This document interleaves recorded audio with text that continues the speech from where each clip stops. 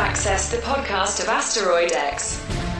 Located in Sector 2814 and powered by the will of Controller Mu, the Podcast of Asteroid X is your guide to the Blackstars universe. Hosted by Blackstars Myron, Rumsey, and Phil Bova, the Podcast of Asteroid X begins now. Hey everyone, welcome to episode number 152 of the Podcast of Asteroid X. I'm your co-host Myron Rumsey, joined by our good friend Phil Bova. Phil, we're getting ready for the holidays, and I know that the baby time is coming right around the corner. So what's shaking in your world right now? Well, I only got one thing to say. Moo wills it.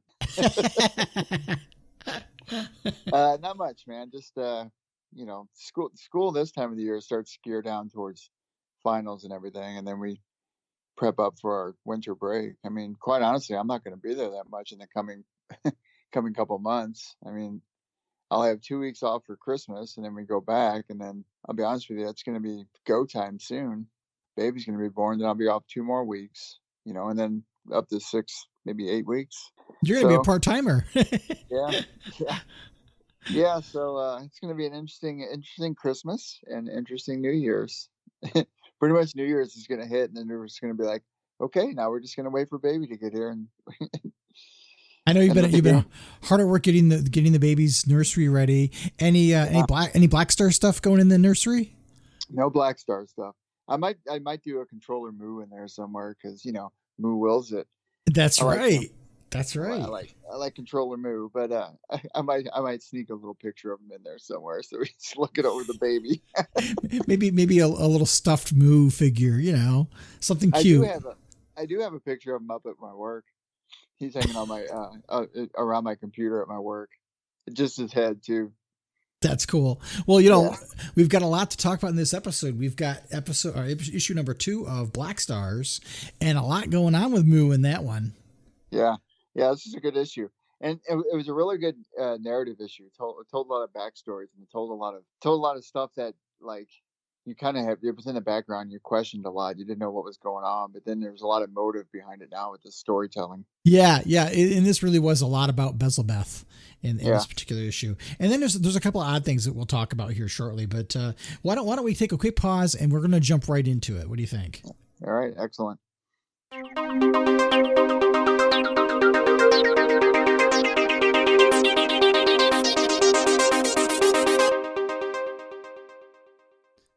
So, Phil, issue number 2 of Blackstars, and we get to see how Jordan is, or should I say Blackstar Parallax, depending on how you want to phrase it, come to Earth and see what's going on Earth. And it's interesting that Grant Morrison spent a lot of time kind of poking fun at the DC universe, and I thought it was really kind of interesting. It wasn't malicious in any way. It was all good in good nature. I mean, he was parodying his own stuff, let alone some of the things going on over DC history and the Depressoverse, and I love there's a scene there where you see the picketers and somebody's holding a sign that says crises are infinite. And I thought it was funny. I mean, what was your take on that whole thing? Well, I like the interplay between Parallax and Superman when they're standing above Earth, looking down, and he makes a jab at him about I'm serious. When I left Earth, you were in jeans and a t-shirt. Yeah. So let's go back to the New 52 slam. Yeah, I thought it was neat. Hal's pretty. I don't want to say cold, but he's very frank with Superman, which is interesting. It was interesting to see Superman wearing the red trunks. Yeah, it really was. Their interplay was interesting. I really liked their dialogue, and it was cool because Superman and Hal Jordan have always been friends on Earth 1. It's kind of interesting to see how this Superman from this Earth act with this being Parallax and seeing how they interacted together. But I thought their narrative was interesting, and I thought it remained true to form. Yeah, I think it was kind of neat in that, you could tell there was a history there and that there was mutual respect, but maybe some of that respect is lost because of the decisions that Hal has made. And I loved how they showed how Wonder Woman has turned out.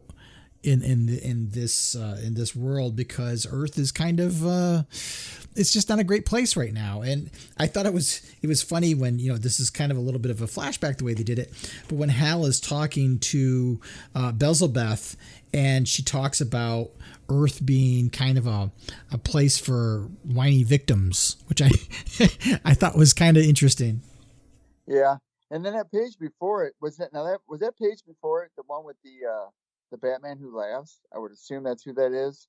Yeah, it kind of alluded to that, and I thought it was really kind of interesting. And we see that Jessica Cruz and Simon Baz is also part of the Blackstars. Yeah.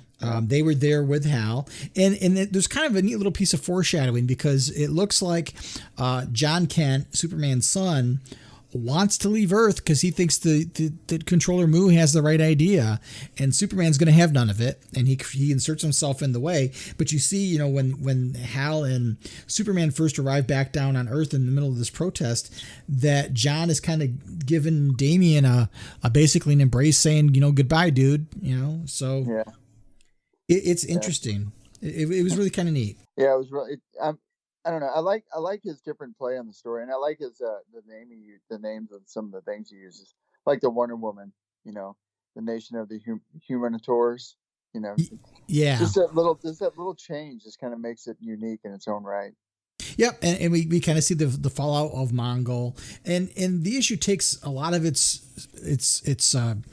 page count and its direction towards giving you the background of Beelzebeth, and I found it interesting, although at the same time I kind of thought it was a little distracting. Like, I wanted to see more of the plot. I wanted to see it go a little bit further.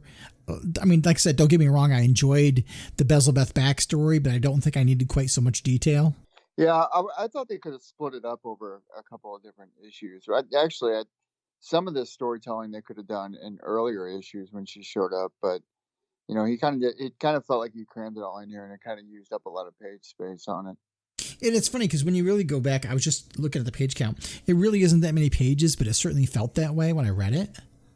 It's because there was so much dialogue in those panels. Yeah, I agree. It was very exposition dense.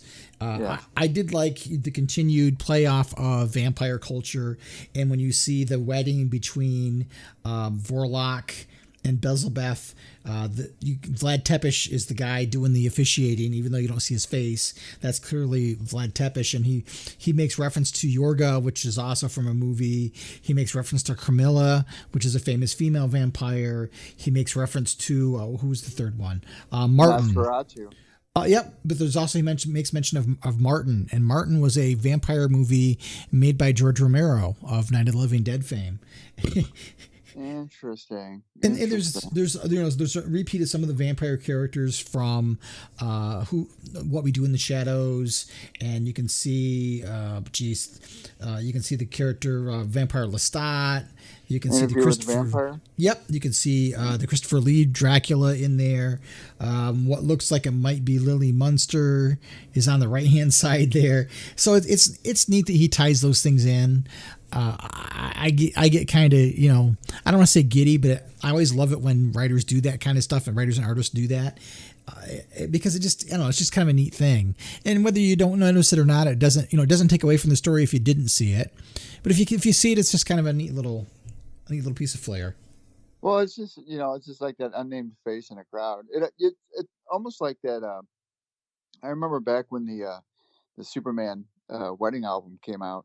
And the back page, when it opened up, a lot of the writers and the editors and people who went into making the book drew themselves into the people that were at the wedding. Yeah, it's always neat. Yeah, it's really good play when they do that. It's a good nod to all the writers, and all the work that they do. I think one of my favorite things is, Jim Seguin and Sean Whalen from the Raging Bullets podcast they're very big fans of, they were really big fans of Suicide Squad back at the time, the book. And they were known quite a bit for talking so much about the book on their show, and they were big fans of the writer, and So they had her on the show a number of times, and in one issue they had a scene where the Suicide Squad is driving by a a cemetery, and there are two tombstones, and it had their names on it. Oh, that's really funny. I just thought that was great. That's really, really, really cute, man. I mean, how cool would that be, though? Just to know that somebody that took the time to include you in their book like that. That's fun. It's really cool. I think that's the neatest thing. But anyway, back to this issue. Hal and Bezelbeth are having conversations, and we see how Bezelbeth got rid of her husband, which I thought was very Black Widowish. And Hal even calls upon that. He's like, is this going to be like a Black Widow kind of a wedding? and they go to have the ceremony, and at the same time, back on the planet Vardu, which is a callback to some Grant Morrison work from another story. It was from 52, that big 52-week story. Vardu was part of that. But yeah, I remember that. That was a good arc. Yeah, and Mongol is there, and Mongol kind of lashes out, and at the same time, Mu kind of falls apart. Yeah, I didn't quite understand that. He just kind of falls over. Was it because it wasn't because Volk died, was it?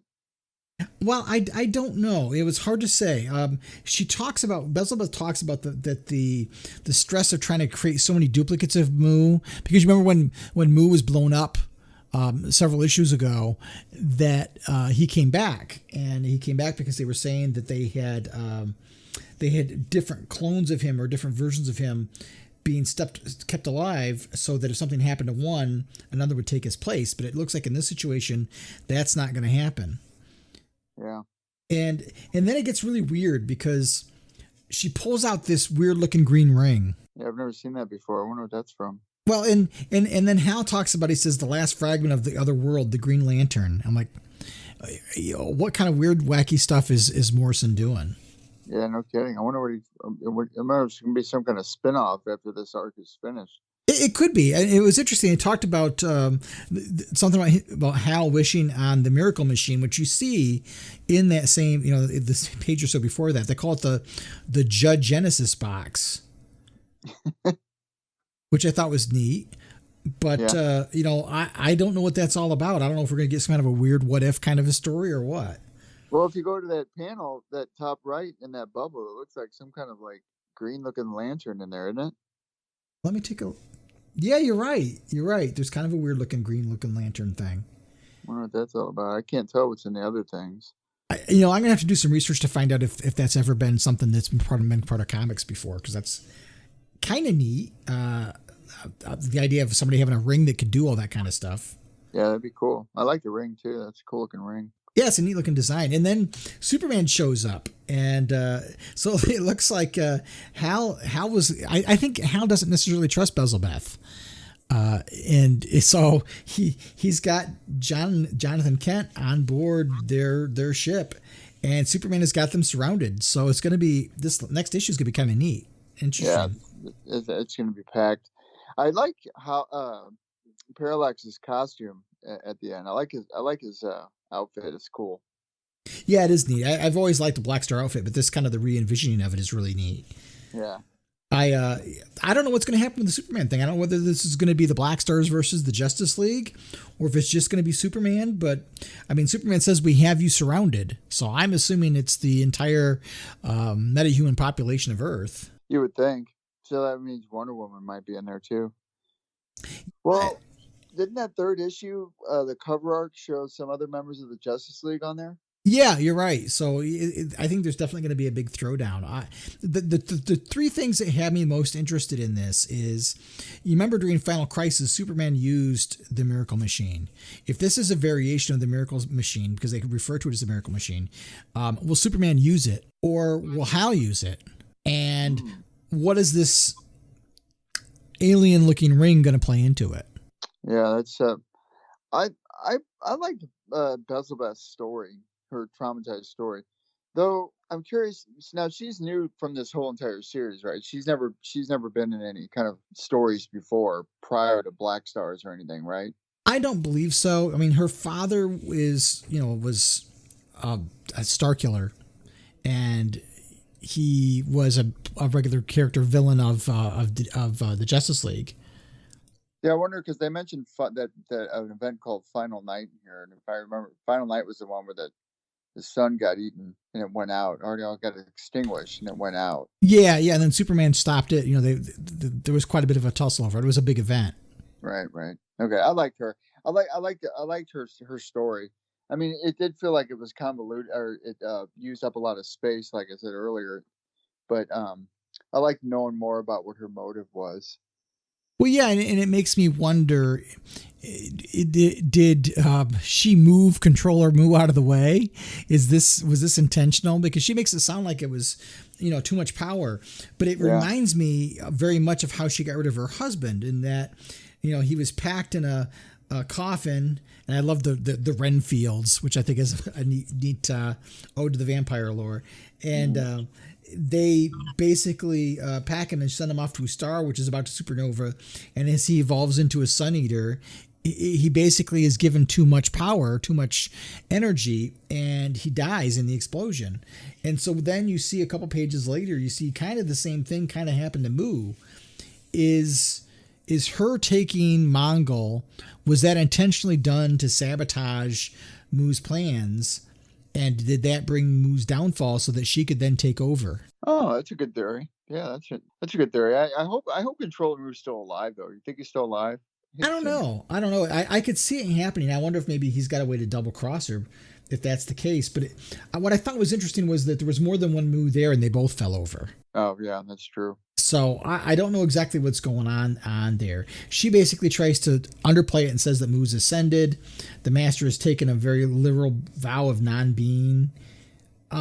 We only know that because that's what she's telling us.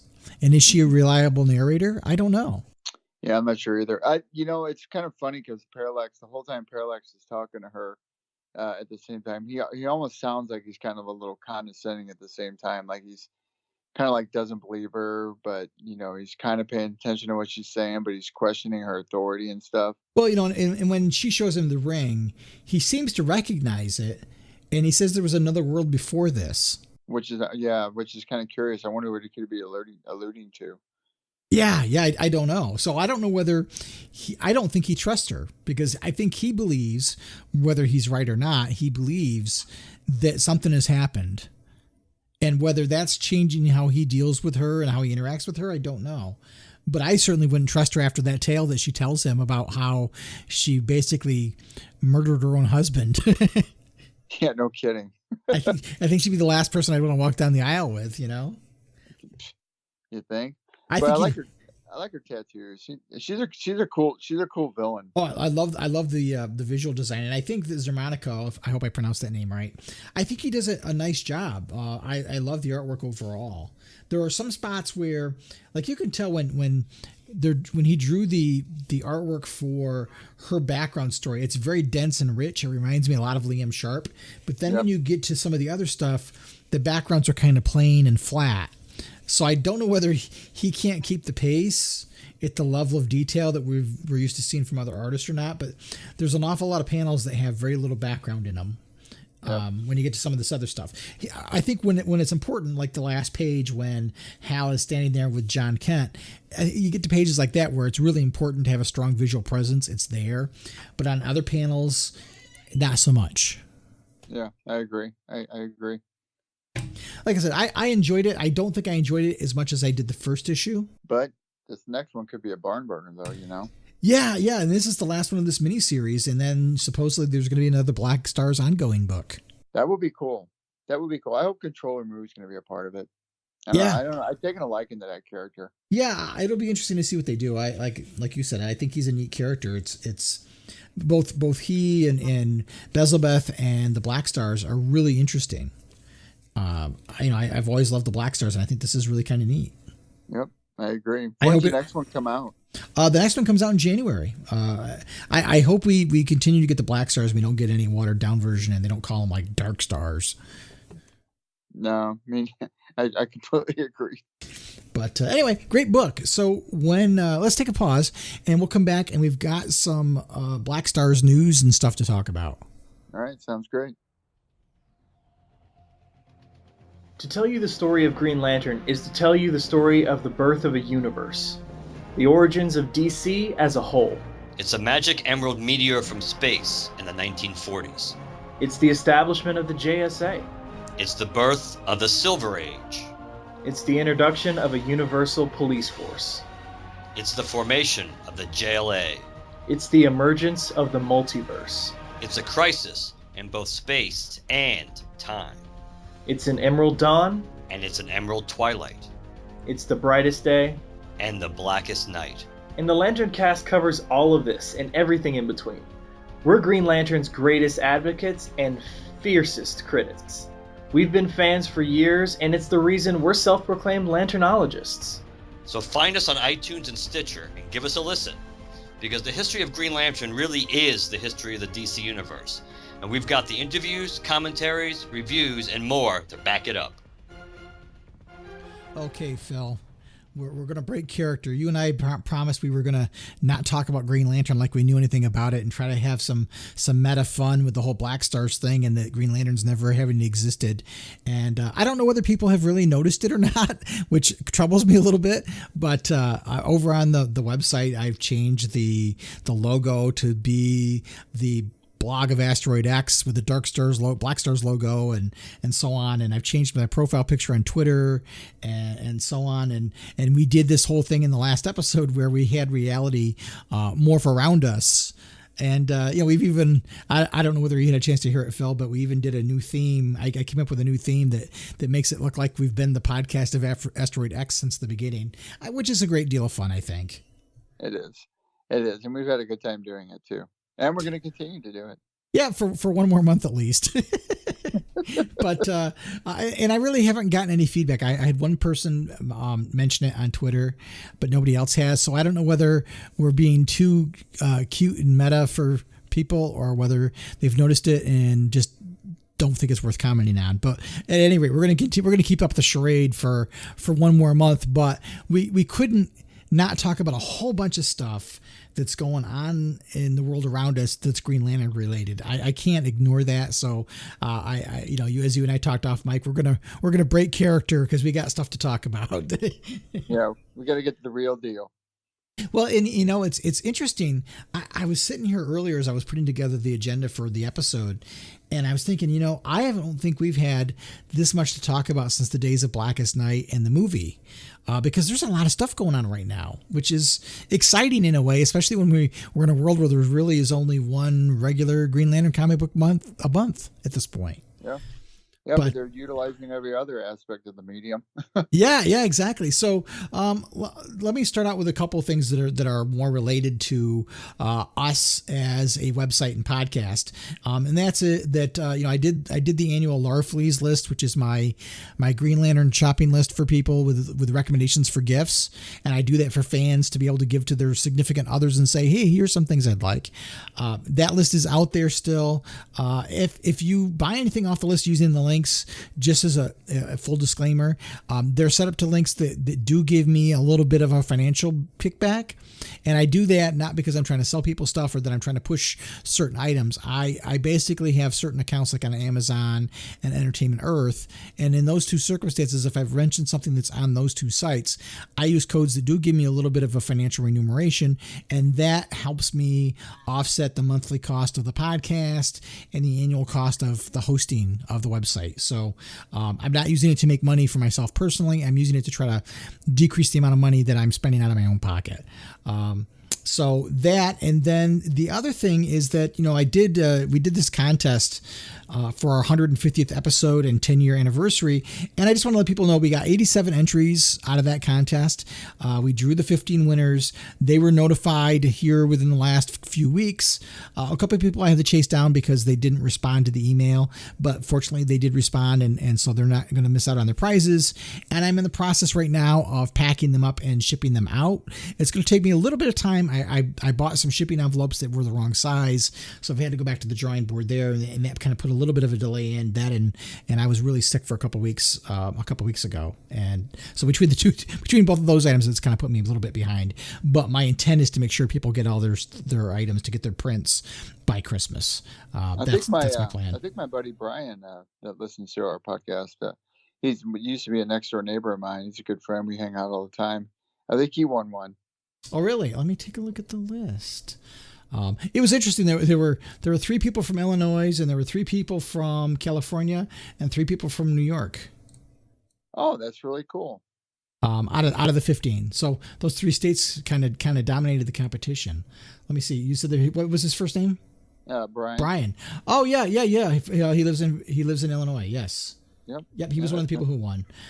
On to Green Lantern stuff. Talking about Liam Sharp. He and Steve Olaf are up for Best Art Team of the Year on the awards that IGN does every year, which I thought was really cool. They got nominated for that. They're one of 5 art teams, and currently they are in first place. They have 37% of the total vote. Well, it's well deserved. I mean, Liam Sharp, man. I mean, we've been reading comics for how long? Combined between the two of us. And have you ever encountered an artist like Liam Sharp? No, I don't think so. Yeah, I mean, I haven't come across anybody that's rivaled his talent. I mean, don't get me wrong. I mean, there's other talented artists, but I mean, it's it's all a matter of perception, right? I mean, it's all about what you like, and just there's just some art that stands out more than others, and Sharp's been that way. Yeah, I think, I mean, like you said, everybody's got their own style. One of the things that I liked so much about Ethan Van Sciver's artwork on Green Lantern was how detailed it was. And Liam Sharp's artwork reminds me a little bit of Ethan's in that regard, but in a different way, because while Ethan is clearly very American, Liam is very British in his layouts and his look. I mean, you get a very Camelot 2000 look, which should, given who it is. Yeah. But I mean, what I mean is, you get that very European feel from Liam's artwork. And I describe Ethan's artwork as detailed, and I would describe Liam's as lush. Yeah, that's a good way to put it. But I'm gonna post a link to the I'll post a link to the page for that so people can vote, because it's an open vote. Anybody can vote anything they want. So I'll put a link to that in the show notes. The other thing was, we've had 2 other Green Lantern related books come out in the last month.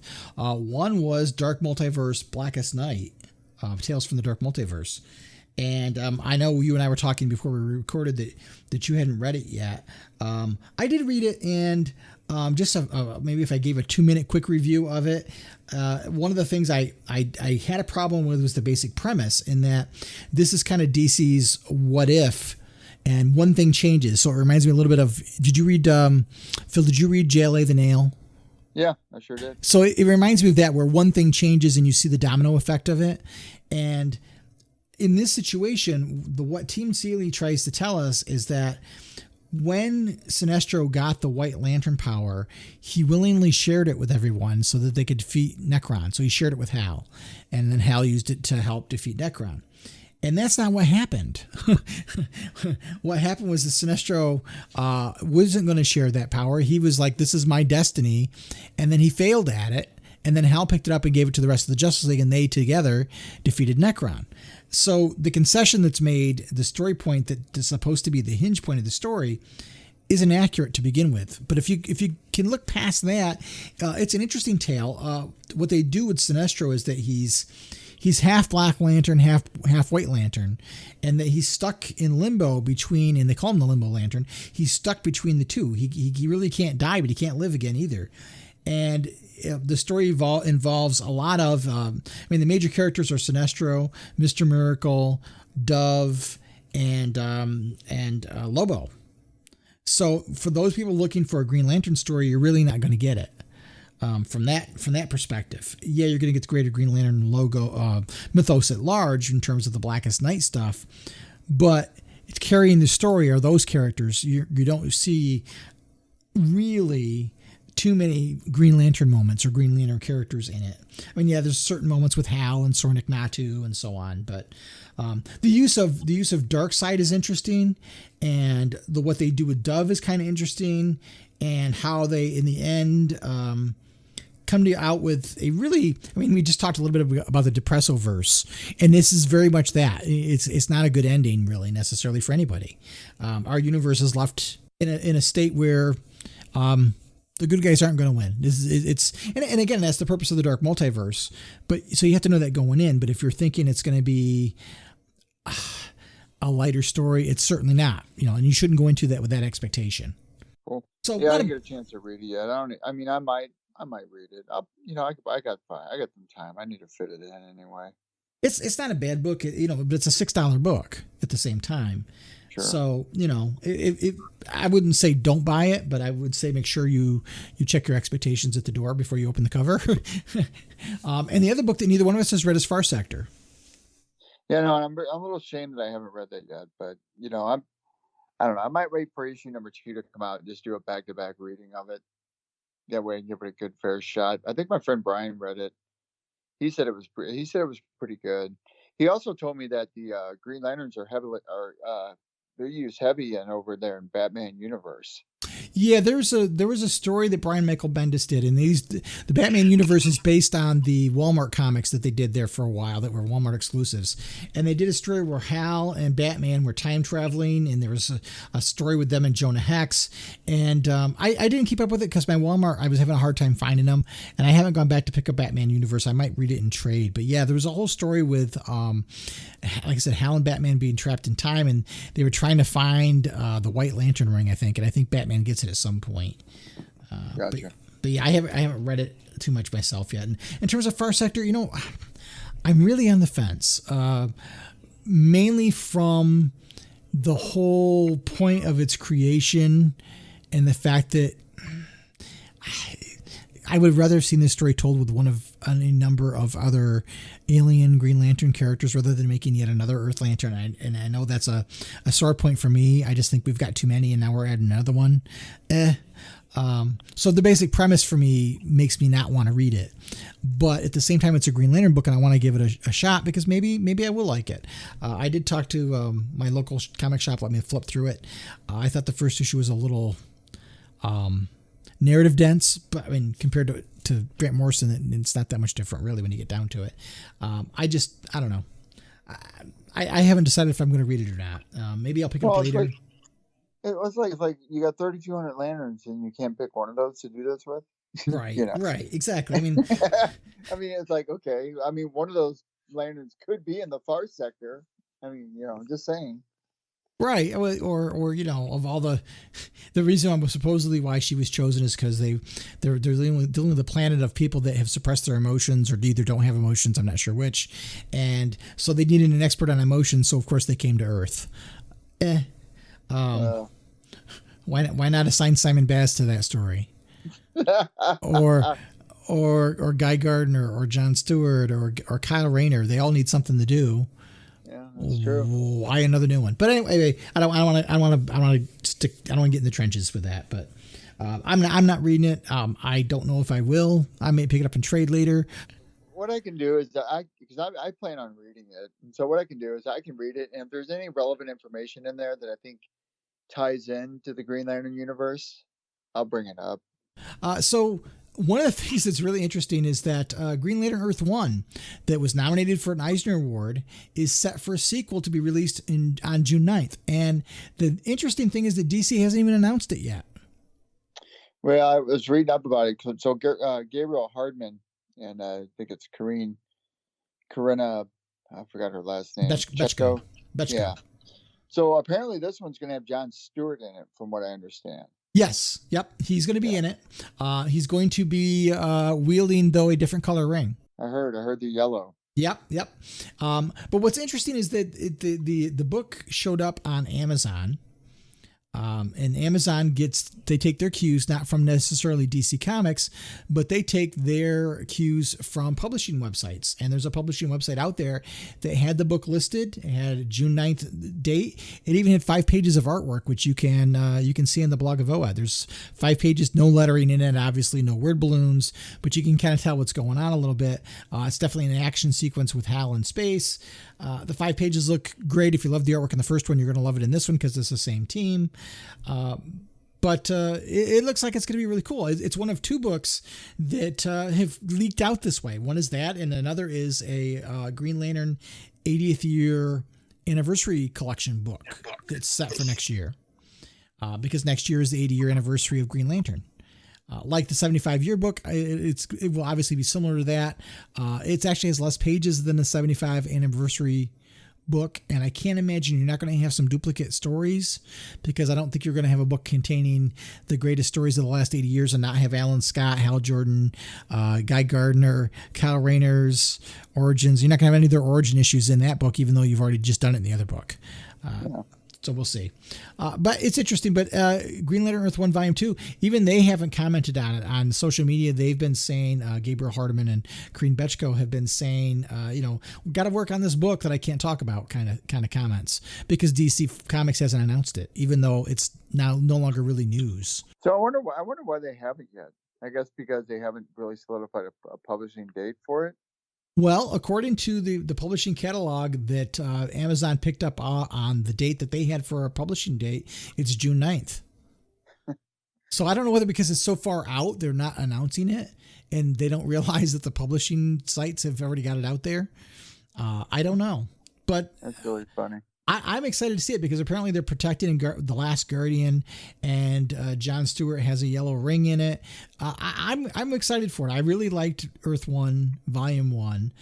It took me a little bit to get used to the difference, because this is really, like, has been said before, this is a complete retelling.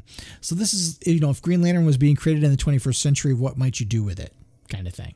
And all these Earth 1 titles have been great. Even the Wonder Woman one was good. The Superman one has been great. Yeah, I've enjoyed what I've read so far. I liked the Jeff Johns Batman's ones. I thought were really interesting. So that's neat. And then the other interesting thing is artist Ken Rocafort released a picture of a page. He took a picture of a comic book page he had been working on and published it. And it was a picture of a Guardian. And in the corner of the, on a comic book page in the upper left, they kind of tell you what the name of the book is. And then on the right-hand side, they have the page number and so on. And this was page 1 from a project called Green Lantern in Gloom. Have you tried to Google it? Does anything come up? Nothing comes up at all. And he hasn't said anything more on it that I could tell. DC obviously hasn't said anything about it yet either. So that's really interesting. I don't know whether this is something that's going to come out of the second season of Green Lantern after that's over with, or if this is going to be something that comes out during it. I don't know. I mean, the artwork looked really, the picture of the Guardian looked really great. I thought it was great work. And it's Ken Rocafort. He's a good artist. But yeah, I thought that was really kind of interesting that he leaked that without DC either knowing about it, or I don't know whether he thought he cropped it a little bit or what, but we'll see. It kind of sounds like if it's Green Lantern in Gloom. So I wonder if it's going to be a part of that, the Batman Who Laughs. See, the Batman Who Laughs. Green Lantern in Gloom. Could be. That's really a far. I took that way out there. Sorry, guys. It's hard to say what it's going to be. I'm not quite sure. It's an odd title, that's for sure. I don't know if that's supposed to be a parody on In Brightest Day, In Gloomiest Day. I don't know. Nothing rings a bell too, and nothing we've read from the past. Nothing really triggers anything I don't know. Yeah, I don't know either. The Guardian that's in his picture, that in his artwork, looks like very much like a classic Guardian.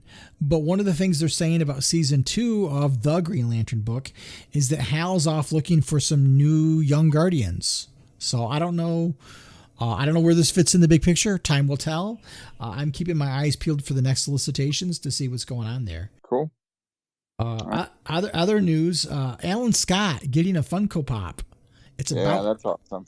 It's about time, right? Yeah, man, that's gonna be just that whole thing looks awesome. When I first saw that pop up, I was just like, man, that's a beautiful, beautiful, beautiful one right there. Yeah, it shows Alan Scott kind of floating in the air like he's flying. I'm excited for it. My only concern is that it's a limited edition. It's part of their specialty series, so I'm hoping it's going to be more widely available than that sounds. I think about things like the New York Comic Con Predator Green Lantern combo pack that I would love to get my hands on, but is way, way out of the price range for 2 pieces of plastic. I don't want to end up with the same thing here. And I don't know whether this ties into the 80th anniversary. I'm assuming so. I'm hoping, though, that means we might get some more Funko Pops for Green Lantern characters. We've got the ones that Funko did for their Legion of Collectors. It was a 3-pack of Guy Gardner, Kilowog, and Chip. We've already had Hal. We've got John. We had a Sinestro. But, I wouldn't be surprised if you saw a Jessica Cruz one at some point soon. Maybe I could see a Jessica Cruz, Simon Baz 2-pack. God. Okay, fine. I had to get that in there. That's fine. What? I mean, you're right. If there's going to be a 2-pack, it would have to be them two. You can put one on display and melt the other one. How's that? That's fair. I'll go with that one. I'll let my dog read it. I'd love to see some of the other characters too. I'd love to see a Star Sapphire. I'd love to see, all Green Lantern fans I think would love to see a lot of these characters show up in the Funko Pop universe, considering some of the people that have gotten Funko Pops. I'll tell you what, man, a Black Hand would really, really be awesome. Oh yeah, or an oversized Necron or an Atrocitus. I'd love to see a Razor Eye 2-pack. Okay, well, if you're going to say that, then I want to say Brother Worth and St. Walker 2-pack. Oh, yeah, I could get behind that, too. That would be awesome. Yeah, that'd be sweet. But anyway, going on to TV movie news. We haven't heard anything really more on the Green Lantern HBO Max series. There's some rumors out there, like there's a lot of speculation because Greg Berlanti is working with Jeff Johns on it.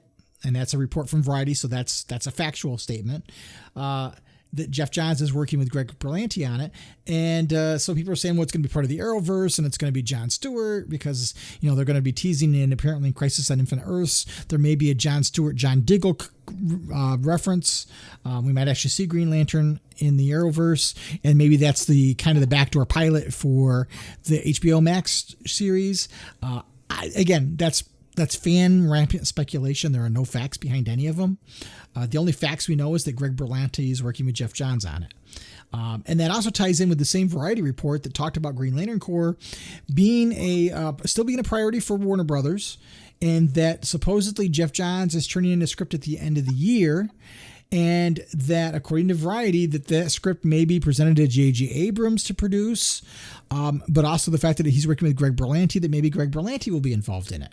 And of course, Berlanti, outside of the Arrowverse, did work on the script for the Green Lantern movie of 2011.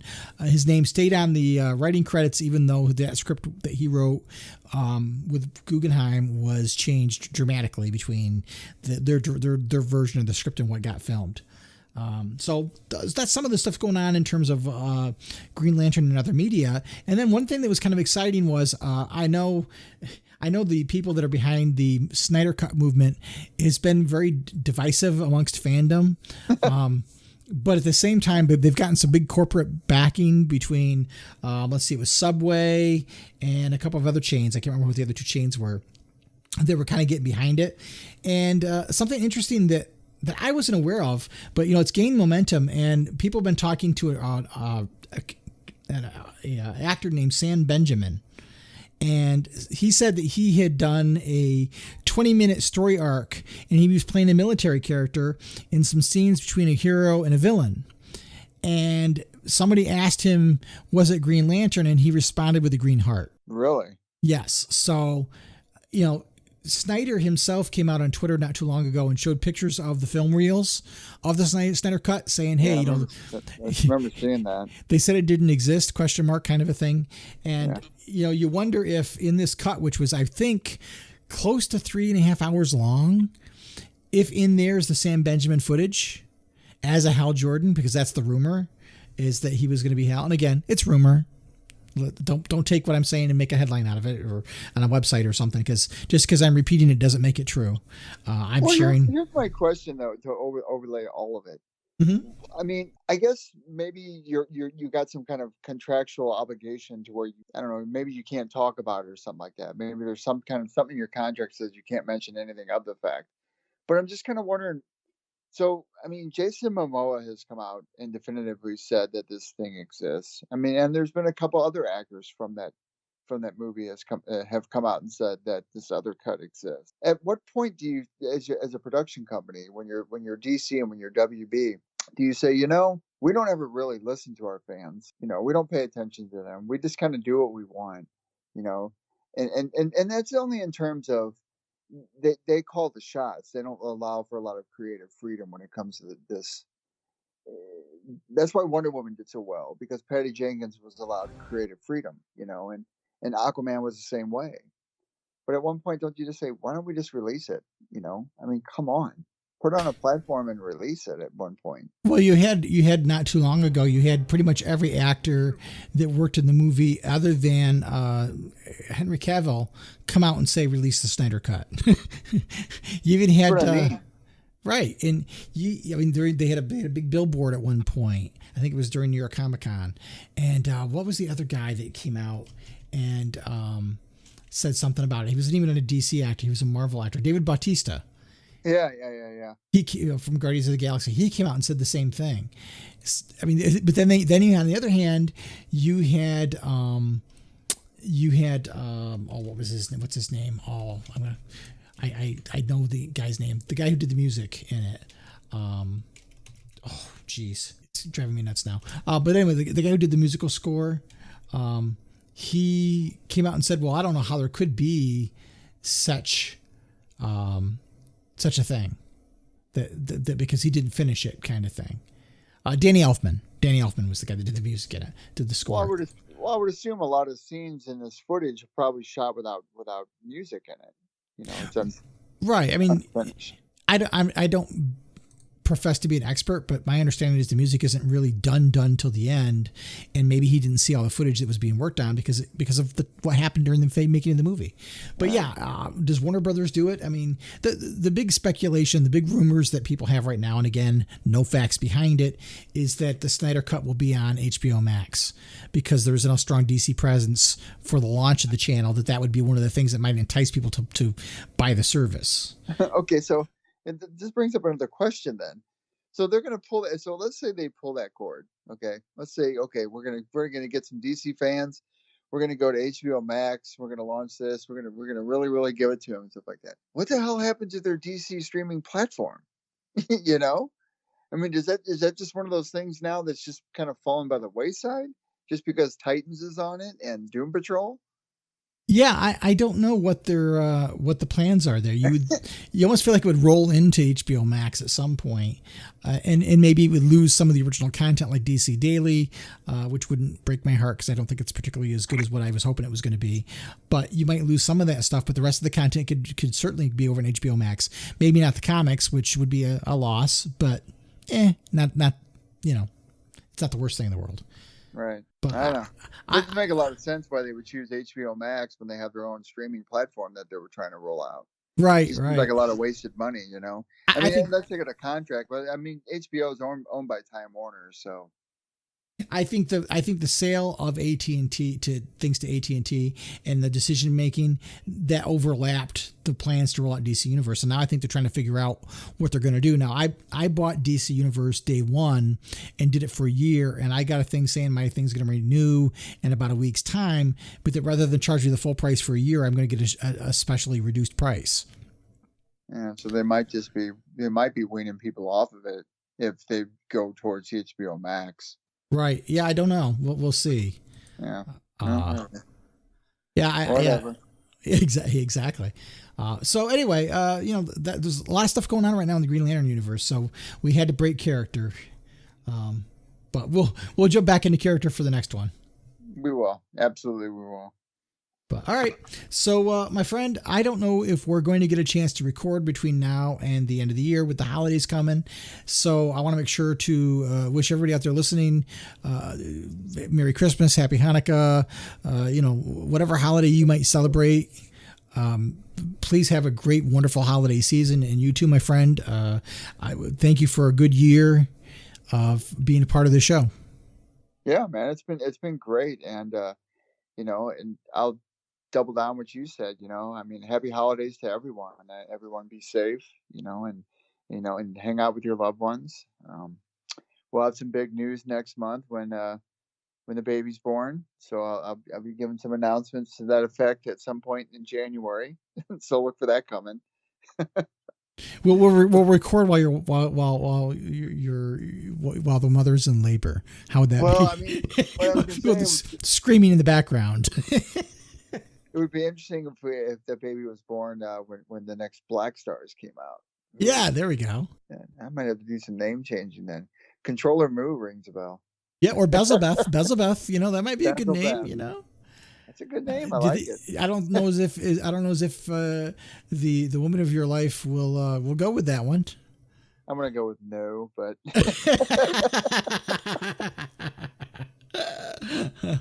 All right, everybody. Well, if we don't talk to you between now and next year, wonderful holidays to you all. Here's to a great 2020. Thanks for listening. And again, until next time, please keep your power ring charged and make every day your brightest day. And we'll be back soon. The Podcast of OA is the official podcast of the blog of OA and a proud member of the Comics Podcast Network. Share your comments and questions by calling the show's voicemail line at 406-POD-OA. That's 406-763-6362. You can send your emails to podcast@blogofoa.com. You can also find the Blog of OA and the Podcast of OA on Twitter and Facebook. Green Lantern and other related characters are the copyrighted property of DC Comics Incorporated and are used without permission. The Blog of OA and the Podcast of OA are fan productions and do not claim any ownership over the Green Lantern or any other copyrighted properties.